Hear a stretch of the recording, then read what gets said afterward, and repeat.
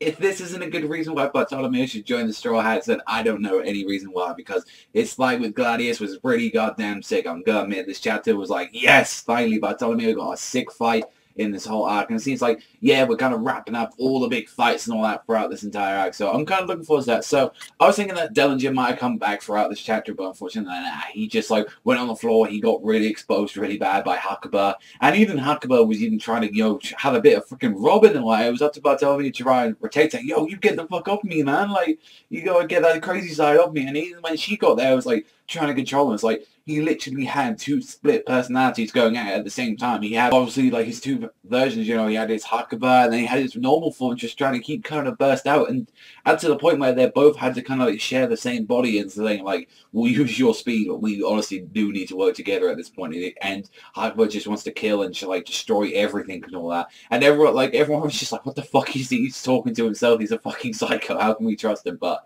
honestly, the best part of this chapter was seeing Bartolomeo versus Gladius when he was like trying to explode stuff and he like injured his leg and he's like, oh, my freaking hair is poison and stuff like that. Yeah, and he was trying to like blow himself up and like get everyone. But Bartolomeo, like the man he was, decided to make a whole barrier inside of himself and all that to keep him and Gladius from exploding. And he took that explosion and tried to stab him in the neck and all that so he wouldn't blow up the wall and all that. And I was like, god damn, that's pretty fucking manly and all that. And even like freaking tried to do like a freaking pistol as well. It's like, guy's a fucking boss. He is just straight up a fucking boss. Like, even when he just took all that freaking poison and stuff like that, he was still able to like fucking stand up. And I'm like, yes, that's what you do, Bartolomeo. You don't let these scrubs get you down and all that. I was like, yes, that's what you fucking need to do. And it was like, he fucking took a huge ass fucking beating as well and all that. And he still managed to get up and he just, I love how it was like a version of like Luffy stuff. Like he just gets up and he goes, batty, no, pistol. And he just like punches him straight in the freaking face. And I'm like, that's what that piece of shit gets. And I'm like, yes, that's why he's a fucking boss.